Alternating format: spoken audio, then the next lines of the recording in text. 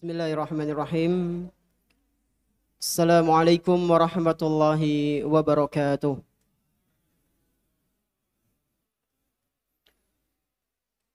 Alhamdulillahi rabbil alamin.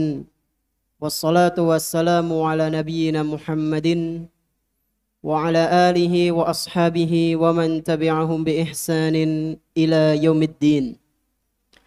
Ashhadu an la ilaha illallah wahdahu la syarika lah wa ashhadu anna Muhammadan abduhu wa rasuluhu la nabiyya ba'dah. Alhamdulillah, segala puji hanya milik Allah Subhanahu wa ta'ala, di mana Dia telah memberikan kepada kita semuanya nikmat yang begitu banyak.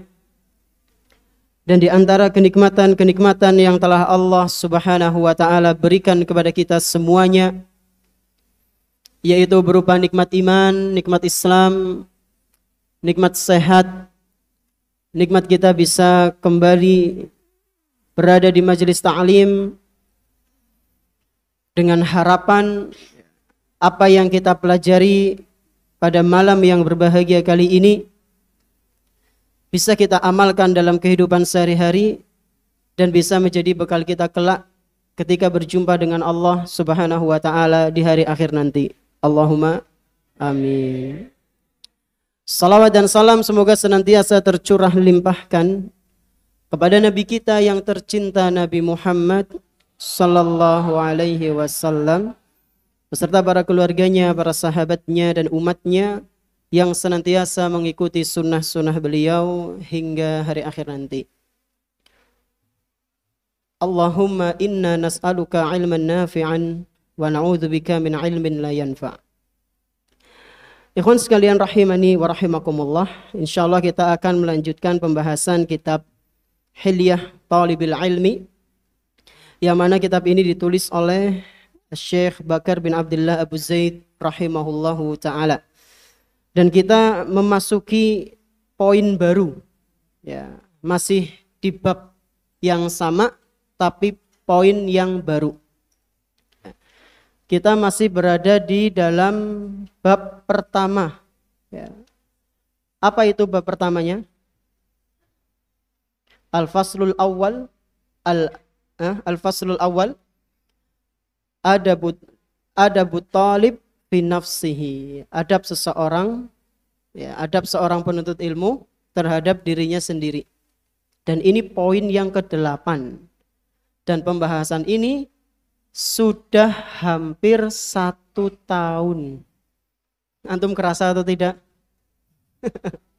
Udah hampir setahun nih, kawan. Dan kita masih di bab 1, ya. Demikianlah menuntut ilmu. Pelan-pelan, ya.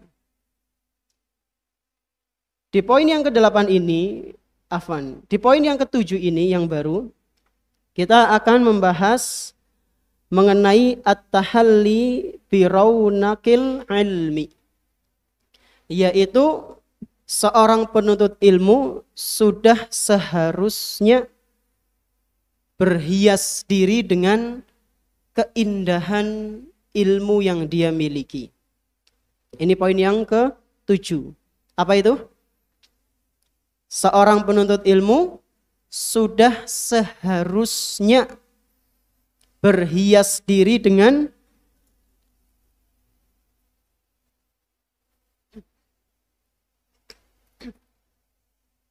apa, ikhwan?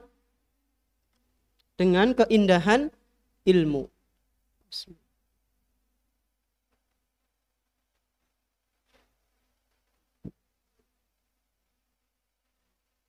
Nah, ini poin yang ke-7 yang akan kita bahas. Bagaimana pembahasannya? Nah, tafadhol iqra ya qari. Bismillahirrahmanirrahim. Alhamdulillah wassalatu wassalamu ala Rasulillah wa ala alihi wa sahbihi wa mawalah. Allahumma ighfir lana wa liwalidayna wa limashayikhina wa liasatidatina wa li jami'il muslimina amin. Qala al-muallif asy-syekh Bakar Abu Zaid rahimahullahu ta'ala, التحلي برونق العلم. التحلي برونق العلم حسن السمت والهدي الصالح من دوام السكينة والوقار والخشوع وتواضع ولزوم المحبة بعمارة الظاهر والباطن والتخلي عن نواقضها. Nah, beliau penulis buku Hilyah Thalibil Ilmi mengatakan, ya, rahimahullahu ta'ala, at-tahalli biraunakil ilmi, berhiaslah engkau dengan keindahan ilmu. Berhiaslah engkau dengan keindahan ilmu. Bagaimana itu? Yaitu husnus samti wal hadyus salih. Ya, husnus samti wal hadyus salih. Yaitu dengan sikap dan perilaku yang baik. Keindahan ilmu itu adalah sikap dan perilaku yang baik. Seorang penuntut ilmu sudah seharusnya seperti ini. Bersikap dan berperilaku yang baik. Contohnya gimana Ustadz? Contohnya, min dawamis sakinah, yaitu seperti senantiasa tenang. Tenang gue ya berarti orang meneng baik. Tenang itu ya tidak gerusa-gerusu, nek ngapa-ngapa. Kalau bahasa kasarnya kita di Bani Ngapak ya, ora pecicilan. Penuntut ilmu gue ora pecicilan. Gak gerusa-gerusu. Tenang. Pulpennya ketinggalan, dia ora kemeradak. Alon, oh iya ada yang ketinggalan. Afan Ustaz, ada yang ketinggalan. Gak menampakkan sesuatu yang begitu cemas. Terus misalnya mau mandi, antri udah hampir telat. Dia menghadapinya dengan tenang. Orang gedor-gedor lawang. Orang ditodoki karo watu. Jebule sing nang jero ustade. Ya, sapa ki jane do cepet lah. Pas mukak jebule ustade. Langsung bingung ya. Enggak kayak gitu penuntut ilmu. Dawamus sakinah. Ya, dia senantiasa tenang kalau ngadepin masalah. Wal waqar. Dan dia selalu terlihat berwibawa. Enggak receh orangnya. Ya, enggak murahan. Mahal dalam tanda kutip ya. Wal khusyuk, dan senantiasa khusyuk. Khusyuk dalam ngapain? Dalam segala hal. Dalam melakukan kebaikan, dalam belajar, dalam menghadapi segala problematika hidupnya. Wa tawadu, tawadu, tidak sombong, rendah diri. Waluzumil mahajjah, dan terus berada di atas kebenaran, istiqomah di atas kebenaran. Sudah ada berapa ini? Yang pertama, apa tadi? Senantiasa tenang, ya, senantiasa tenang. Memiliki kewibawaan. Dua, khusyuk, konsentrasi dalam segala hal. Tawadu, tidak sombong. 4, luzumul mahajjah, senantiasa berusaha istiqomah dalam kebenaran. Bi'imarati zahiri wal batin, setelah dia menghias dirinya dengan 5 hal ini, dia juga berusaha terus memperbaiki keadaan zahirnya maupun batinnya. Karena kita ikhwan, ya, rahimani wa rahimakumullah, meskipun kita sudah berusaha semaksimal mungkin untuk taat kepada Allah, pasti suatu saat nanti kita akan mengalami yang namanya futur. Karena kita bukan malaikat yang terus di atas ketaatan. Ya. Jadi kita terus berusaha memperbaiki yang zahir maupun batin. Dan ketika kita melihat teman kita yang sudah berusaha menghiasi dirinya dengan sifat-sifat kemuliaan penuntut ilmu, ya nggak usah dirasani, wih, sok penuntut ilmu. Nggak usah kayak gitu. Nanti kalau dibalik kayak gitu, antum marah. Kalau yang satunya sok penuntut ilmu, satunya sok apa? Hah? Sok alim, sok Alim berarti yang satunya kan bukan sok alim. Nah, sok penuntut ilmu berarti lawannya apa? Sok ora penuntut ilmu. Sok alim temennya daripada sok kafir ya. Astagfirullah. Ya makanya ditunjukkan syiar Islamnya. Ditunjukkan syiar Islamnya. Wa takhalli an nawaqidiha, dan sudah seharusnya penuntut ilmu itu meninggalkan hal-hal yang bertentangan dari 5 hal tadi. Ya, menjauhi hal-hal yang bertentangan dari 5 hal tadi. Terus lanjut. Wa Ibnu Sirin. Wa an Ibnu Sirin rahimahullahu ta'ala qala kanu yata'allamuna al-hadiya kama yata'allamuna al-ilma. Nah, dari Ibnu Sirin rahimahullahu ta'ala, seorang ulama yang terkenal dengan keutamaannya yang sangat banyak. Ibnu Sirin terkenal dengan ulama yang sangat berbakti kepada ibunya.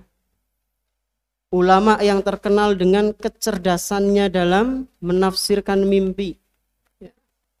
Ulama yang terkenal dengan kewaraannya, zuhudnya. Bahkan sampai diceritakan ya, beliau ini kalau nggak salah saking berbaktinya sama ibunya, kalau ngomong itu nggak berani mendelik. Ngelihat ibunya itu nggak berani. Kayak antum ngadep ustadz sing mandan killer. Ya ustadz, apa ustadz ya. Antum nggak berani natap mukanya, itu nggak berani. Itu Ibnu Sirin ketika ngobrol sama ibunya kayak gitu. Saking menghormatinya. Saking menghormatinya. Nah, beliau rahimahullahu ta'ala mengatakan kanu yata'allamuna al-hadya kama yata'allamuna al-ilm.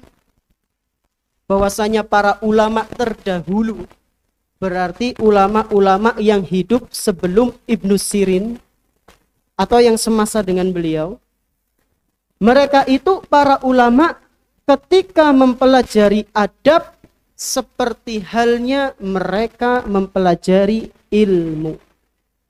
Apa? Para ulama dulu ketika belajar adab, mereka seperti belajar ilmu. Apa maksudnya? Lamanya. Antum belajar ilmu agama sudah berapa tahun? Atau bukan ilmu agama, ilmu secara umum sudah berapa tahun? Dari SD apa ada yang TK atau ada yang PAUD? PAUD setahun, TK setahun. 1, 2, 3, 4, 5, 6, 8 tahun antum udah belajar. SMP 1, 2, 3, 11 tahun. SMA 1, 2, 3, 14 tahun. Berarti belajar adabnya kurang lebih 14 tahun juga. Selama kita masih berstatus menjadi penuntut ilmu, maka selama itu pula kita harus tetap belajar adab, ikhwan. Gak ada yang namanya tamat belajar adab itu, enggak. Jadi nanti kalau kita selesai bab adab ini, penuntut ilmu, bukan berarti menunjukkan antum selesai belajar adabnya, enggak. Bahkan para ulama dahulu belajar adab itu jauh lebih lama daripada belajar ilmu. Sebagaimana yang dikatakan oleh Imam Ibnul Mubarak rahimahullahu ta'ala. Beliau pernah mengatakan, ta'allamnal adab 30 aman wa ta'allamnal ilma 20 aman. Dahulu kami, katanya, kata Ibnu Mubarak, kami dahulu belajar adab itu selama 30 tahun. Dan kami belajar ilmu selama 20 tahun. Belajar adabnya jauh lebih banyak daripada belajar ilmunya. Sebagian orang ada yang mengatakan orang yang berilmu tapi tidak diiringi dengan adab yang baik akan jauh lebih banyak merusaknya daripada memperbaikinya.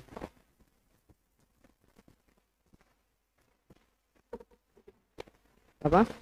Ada sebagian yang mengatakan orang yang belajar apa tadi? Memiliki banyak ilmu tapi nggak memiliki adab akan jauh lebih merusaknya daripada memperbaiki keadaan.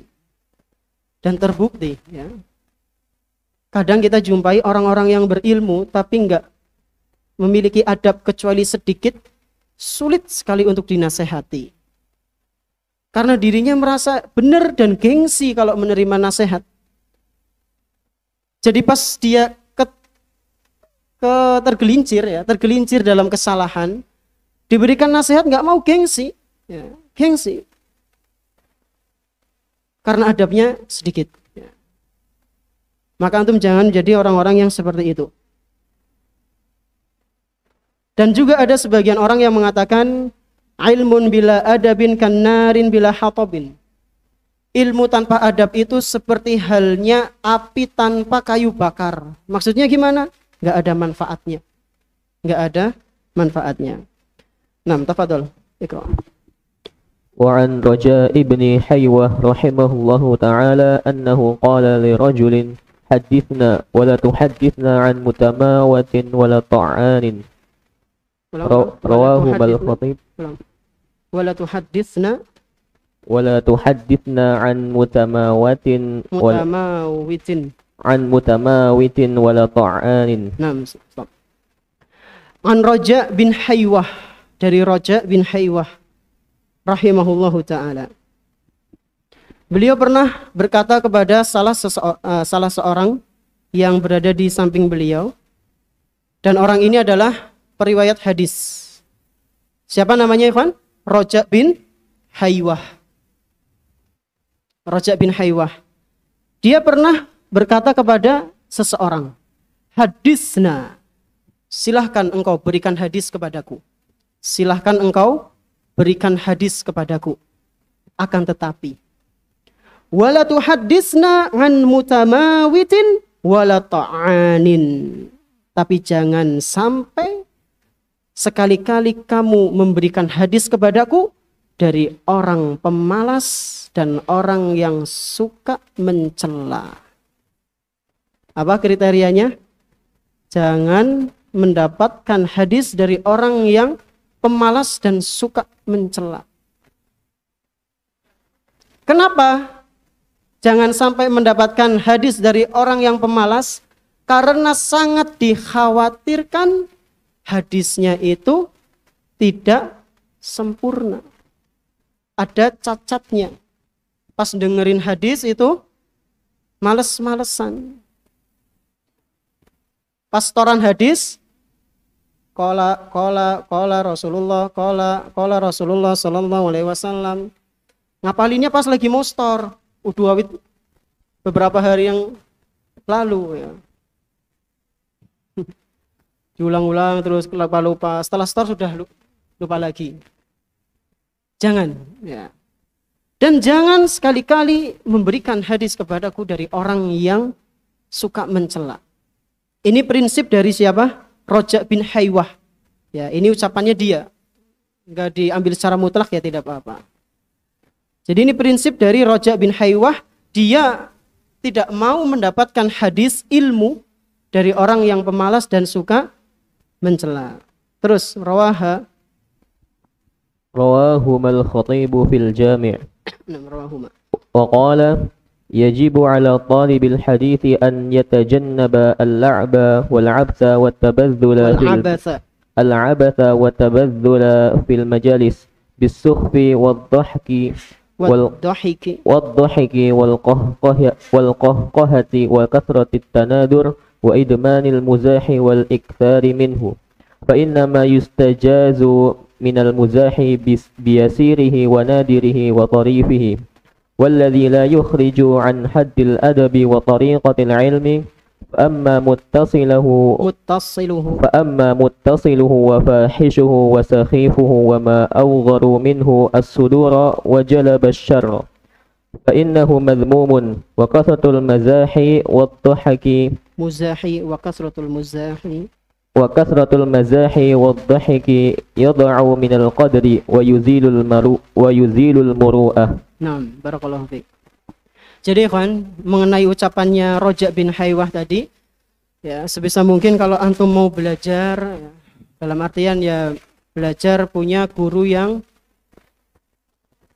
ditalaki, maksudnya ya privat gitu ya.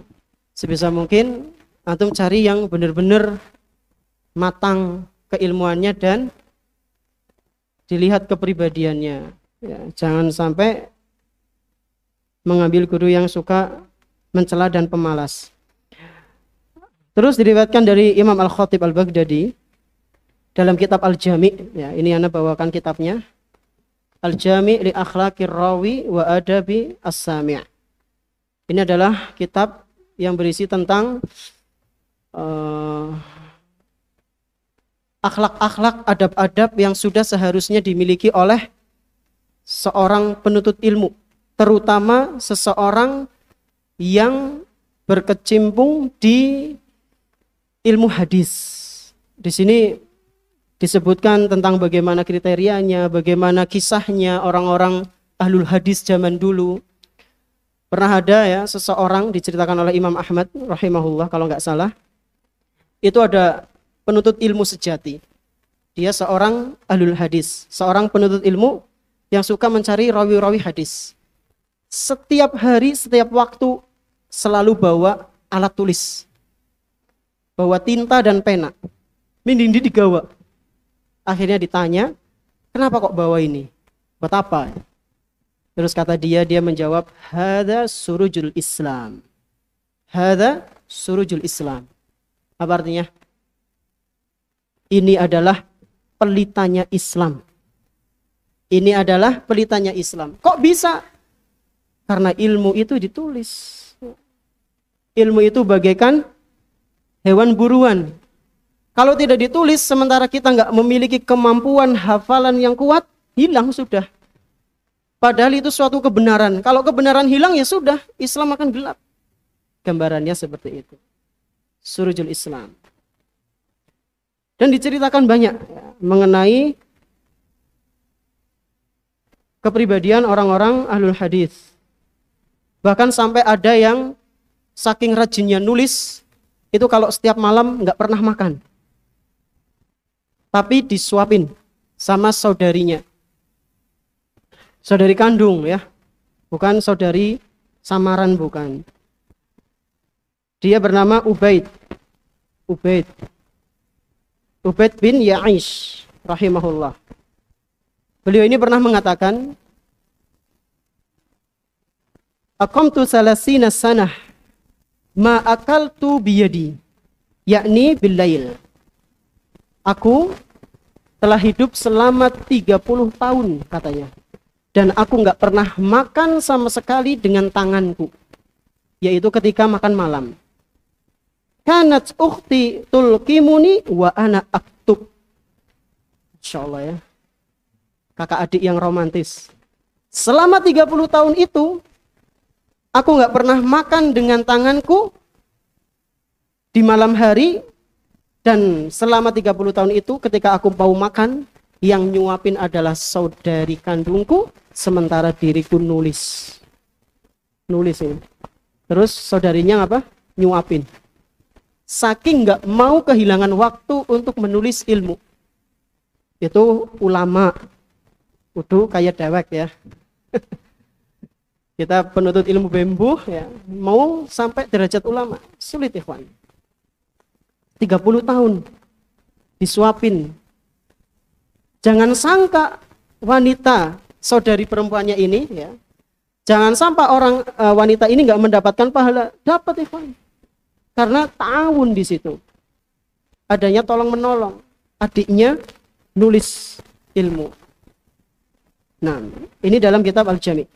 Ya, anak anjurkan bagi antum yang fokus dalam ilmu hadis, beli buku ini untuk dibaca-baca. Nah, beliau rahimahullahu ta'ala mengatakan, memberikan nasihat kepada para penuntut ilmu ya, talabul hadis.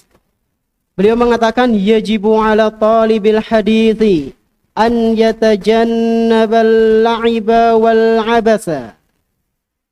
Sudah seharusnya bagi seorang penuntut ilmu hadis, bagi seorang penuntut ilmu untuk menjauhi al-la'ib. Apa itu la'ib? Bermain-main. Sudah seharusnya seorang penuntut ilmu itu menjauhi yang namanya suka bermain-main gak jelas. Wal abas, dan hal-hal yang tidak ada manfaatnya. Jangan sampai orang yang mengikrarkan bahwasanya dirinya sebagai penuntut ilmu, terlebih lagi suka dalam fan hadis, cabang ilmu hadis, tapi kok sukanya main-main, melakukan hal-hal yang sia-sia. Jangan, kata Syekh Al-Khatib Al-Baghdadi, jangan. Lalu beliau memberikan nasihatnya lagi, watabadzula fil majalisi bis-sukhfi wad-dhahiki wal-qahqahati. Dan sudah seharusnya bagi seorang penuntut ilmu hadis itu tidak melakukan perbuatan-perbuatan yang enggak pantas di majelis ilmu. Apa contohnya perbuatan yang tidak pantas? Bisukhfi, perbuatan yang konyol. Apa itu perbuatan yang konyol? Ngeplaki sirah kancane. Apa nyelentiki tangannya? Ini konyol, ini enggak pantas antum jadi penuntut ilmu hadis. Kecuali kalau antum memang memperbaiki diri. Waddohik, kakean guyu, ketawa, ketiwi, wal kohah, cengengesan. Pembahasan serius, ngerti-ngerti ngalamun, guyu dewek. Lagi pembahasan serius, tingak-tinguk, guyu dewek. Karena sebab-sebab yang receh. Karena lihat temennya lagi konsentrasi, mungkin mimik mukanya lucu, guyu dewek. Ya. Ini nggak pantas ini. Nggak pantas dihadirkan di majelis taklim. Wa kasratit tanadur, dan jangan sampai seorang penuntut ilmu itu banyak melucu, ngelawak nang majelis taklim. Wa idmanil muzahi wal iksari minhu, atau terlalu sering, terlalu serius dalam bercanda, ya. Terlalu sering dalam bercanda. Mungkin timbul pertanyaan, loh Ustaz, berarti nggak boleh bercanda sama sekali? Nanti belum selesai, ya.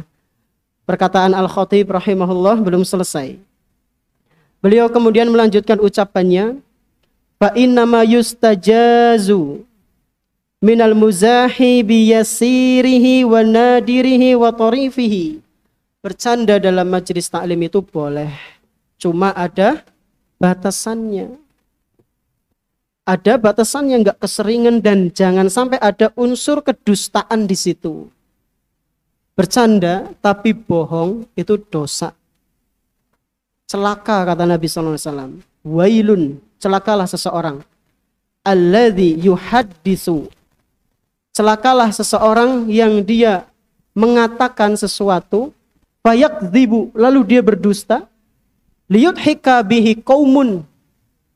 Ucapannya ini dia lontarkan dari lisannya, mengandung unsur dusta, hanya untuk membuat orang lain tertawa. Wailun lahu, wailun lahu. Celaka dia, celaka dia. Kata Nabi SAW dalam hadis riwayat Imam Abu Dawud. Dan dinyatakan hasan oleh sebagian ulama. Maka kalau kita mau bercanda, ya sing temenanan. Ya, sing temenanan. Rasulullah SAW bercanda, iya. Dan bercandanya beliau itu gak dusta. Contoh bercanda yang beneran gak dusta ya ada, misalnya antum punya kenangan lucu, ya. Ada teman antum gini atau gitu, tapi gak usah sebutkan namanya. Untuk bumbu dalam majelis taklim, gak apa-apa. Itu gak apa-apa, yang penting jangan berdusta. Dan jangan keseringan. Kenapa memang kalau keseringan? Bisa mematikan hati. Kata Nabi SAW dari sahabat Abu Hurairah radhiyallahu anhu, Rasulullah SAW pernah bersabda, la tuksirid dhahik, janganlah kalian keseringan ketawa ketiwi. Kenapa? Fa inna kasratad dhahik tumitul qalbi. Karena sesungguhnya banyaknya tertawa itu bisa mengeraskan hati, mematikan hati. Contoh hati yang keras itu gimana sih? Diomongi kayak angel mempane, ya. diberikan nasihat sulit, diberikan masukan nggak mau nerima, bahkan sampai membangkang. Itu ciri hati yang mati. Dan kata Allah Subhanahu wa ta'ala itu, hati itu ada 3 ya. Di mana ayatnya, kan?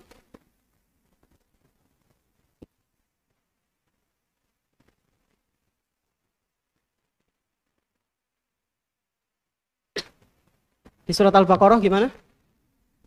Yang wa id qataltum nafsan fadara'tum fiha wallahu mukhrijum ma kuntum taktumun. Faqul nadribuhu bi ba'dihha kadzalika yuhyillahu al-mauta wa yuriikum ayatihi la'allakum ta'qilun. Summa min ba'di dzalika summa gimana? Sama?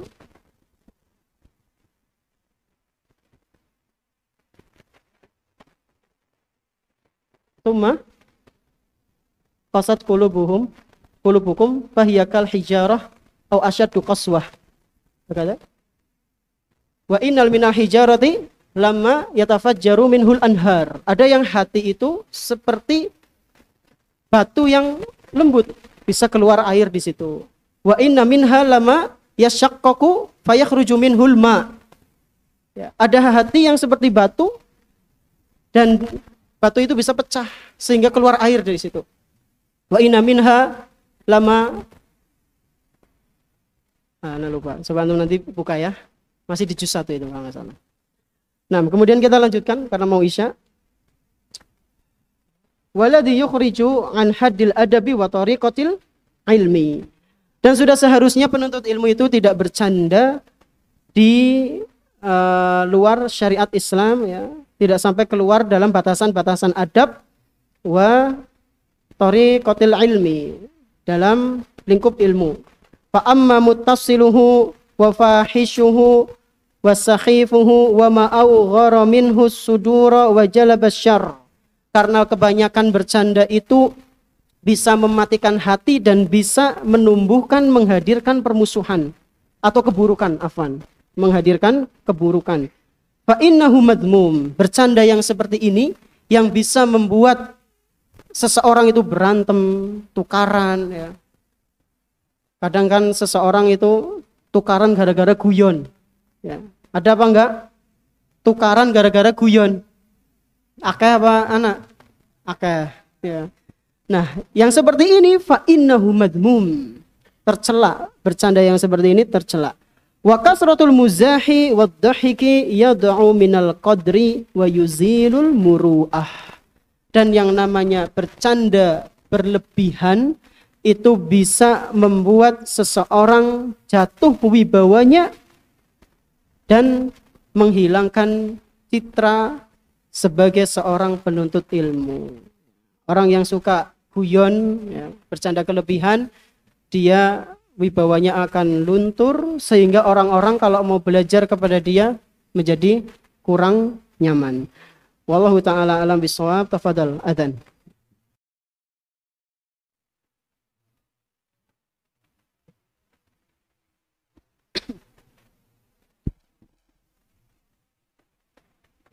Allahu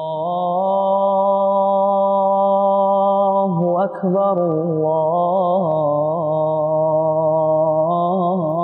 Allahu akbar. Allahu akbar,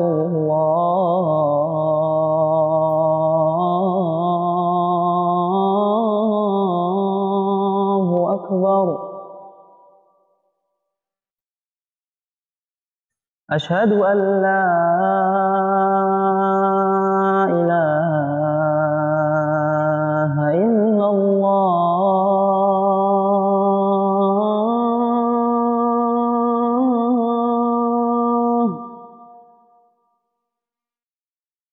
Asyhadu an la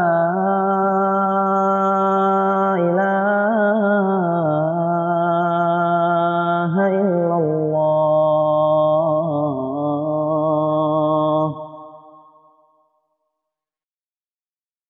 Asyhadu anna Muhammadar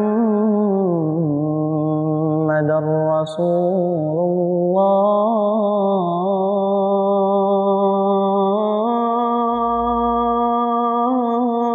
الله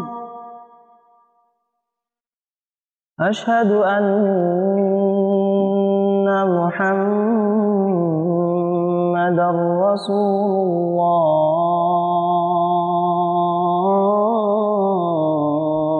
الله حي على الصلاة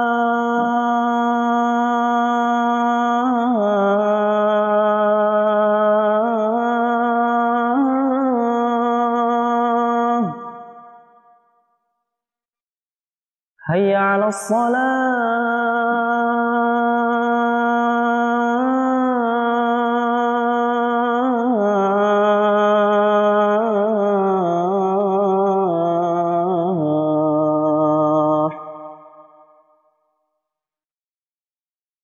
حي على الفلاح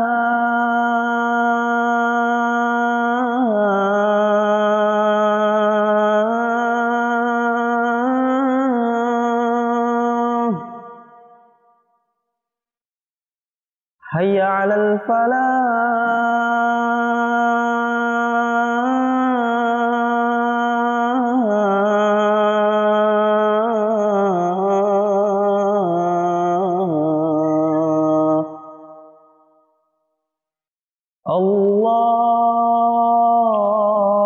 الله أكبر الله أكبر لا إله إلا الله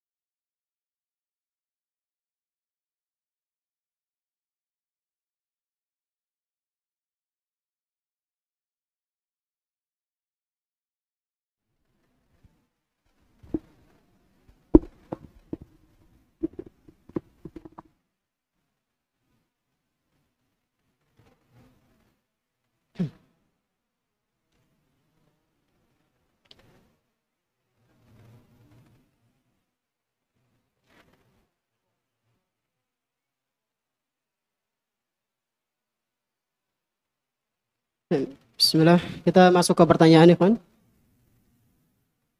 Alhamdulillah, salatu wassalamu ala rasulillah, ma ba'd. Assalamualaikum. Waalaikumsalam. Afan Ustaz, ana mau nanya, apakah ada beneran naga di dunia ini, Ustaz? Wallahu a'lam bishawab. Antum kalau tahu ada naga dan nggak tahu ada naga, apa iman antum bertambah atau berkurang ya? Anak nggak tahu. Bismillah, assalamualaikum, waalaikumsalam Ustaz. Afan, ana mau tanya, apa nasihat paling ampuh untuk teman saya yang berpacaran? Syukron. Apa nasihatnya, Ikhwan? Ya, untuk menasehatkan sebagaimana kemampuan yang antum miliki, ya. Apa? Antum nasihatkan kepada dia sebagaimana kemampuan yang antum miliki dan doakan supaya dia kembali ke jalan yang benar. Apakah boleh kita mendoakan orang yang non-muslim agar dia masuk Islam atau mu'allaf, dan kita juga berusaha agar dia bisa masuk Islam? Boleh apa enggak? Boleh. Kecuali kalau dia sudah meninggal, antum mendoakan ampunan ke dia, ini enggak boleh. Tapi kalau masih hidup, antum berdoa supaya dia dapat hidayah, boleh. Wallahu a'lam bishawab. Apa Ustaz nanya di luar tema, apa hukum menyanyikan lagu orang kafir? Enggak usah lah. Antum udah hafal berapa juz? Ya. 1 juz hafal, pindah ke juz yang kedua, yang juz pertama hilang. Isi sempet-sempetnya nyanyi lagunya wong kafir. Dan jika mendengarkan saja boleh, tidak syukron, enggak, ya, enggak usah. Daripada mendengarkan lagu-lagunya orang kafir, mending baca Al-Quran. Ya, mending baca Al-Quran. Atau minimal, antum udah baca Al-Quran, capek, ya dengerin syair-syair nggak apa-apa. Yang penting tidak diiringi dengan musik.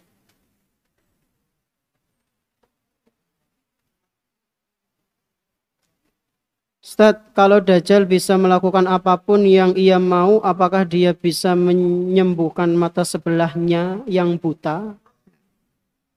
Walau alam bisawab, enggak, Ikhwan. Karena itu sebagai tandanya dia. Ya. Sebagaimana tulisan kafaro di jidatnya. Dia bisa melakukan sesuatu, tapi enggak, ada beberapa hal yang enggak bisa dia lakukan. Masuk ke Mekah, Madinah enggak bisa. Mengganggu orang yang rajin baca surat Al-Kahfi juga enggak bisa. Orang-orang yang beriman enggak bisa diganggu oleh dia. Jadi ada beberapa hal yang memang terbatas, enggak bisa dilakukan oleh Dajjal. Wallahu a'lam bishawab. Ustaz, apa hukum mengidolakan dan berharap kepada orang yang sudah terkenal artis wanita? Walah, antum kayak enggak ada orang lain saja mengidolakan wanita member. Kenapa antum mengidolakan dia? Sementara sahabat-sahabat Nabi itu ada yang lebih keren daripada orang-orang zaman sekarang, ya. Idolakan Nabi SAW, para nabi, para sahabat, tabi'in, tabi'ut tabi'in, para ulama. Itu yang sudah seharusnya diidolakan oleh kita.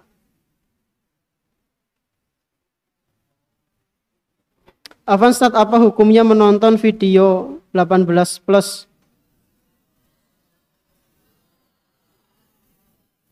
sampai mengeluarkan air mani? Tolong.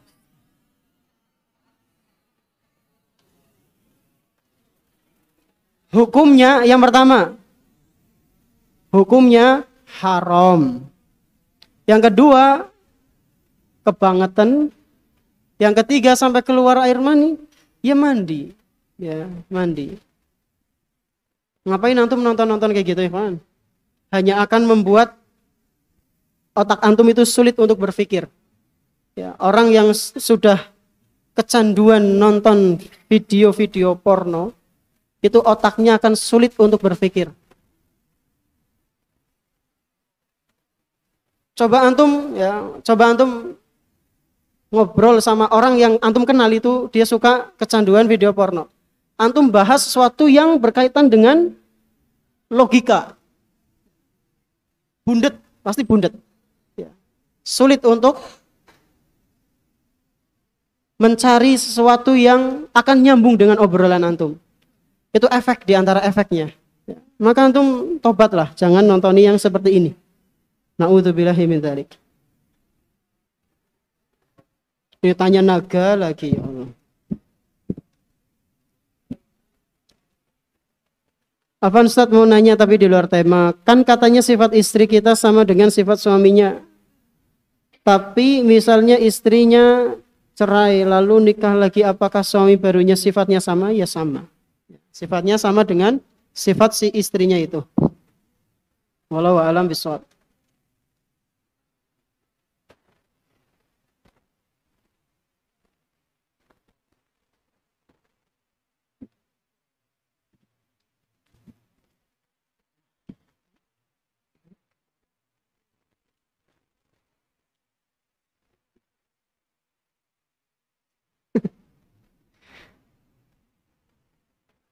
Apa Ustaz?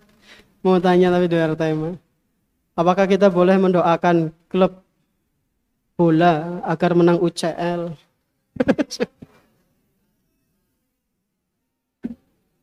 Kalau menang apa manfaatnya buat antum? Kalau kalah untuk apa? Ya, udah netral aja lah. Ya.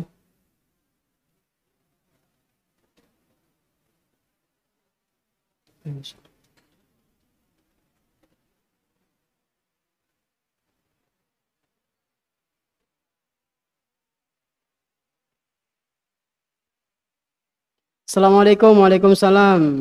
Afan Ustadz mau tanya, Ana udah berusaha bersikap 5 hal yang tadi Ustadz sebutkan, tapi Ana selalu gagal. Gimana solusinya Ustadz? Terus usaha, jangan sampai putus asa dan berdoa supaya Allah mengistiqomahkan, memudahkan antum bisa memiliki 5 sifat tadi, ciri khas seorang penuntut ilmu agama. Semoga Allah mudahkan.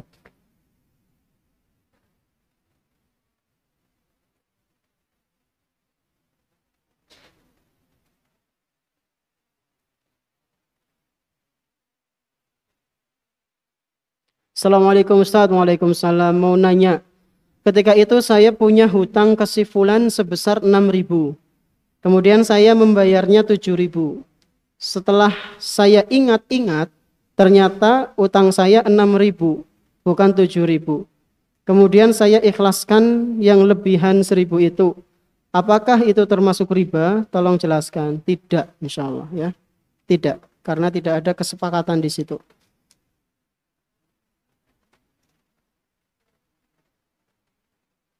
Bukan riba, bukan.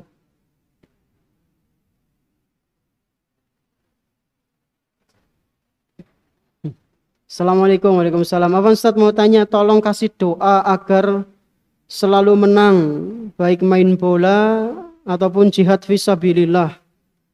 Emang antum pernah jihad? Menuntut ilmu ya, termasuk jihad. Ya nggak ada doa khusus.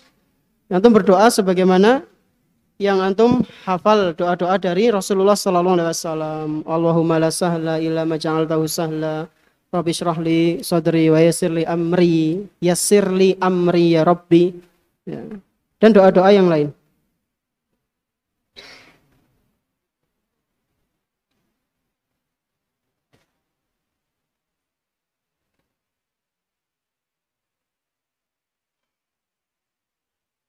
Apa balasan bagi orang yang mengakui dirinya adalah nabi, dan balasan bagi orang yang mengaku dirinya adalah nabi di akhirat kelak?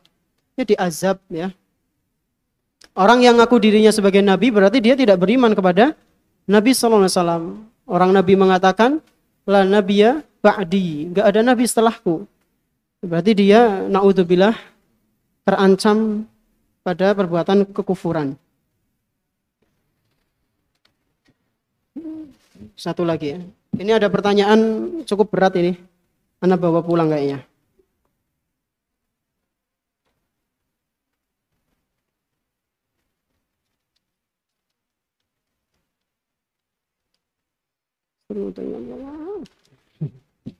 Pak Ustadz mau tanya apa kabarnya? Alhamdulillah sehat.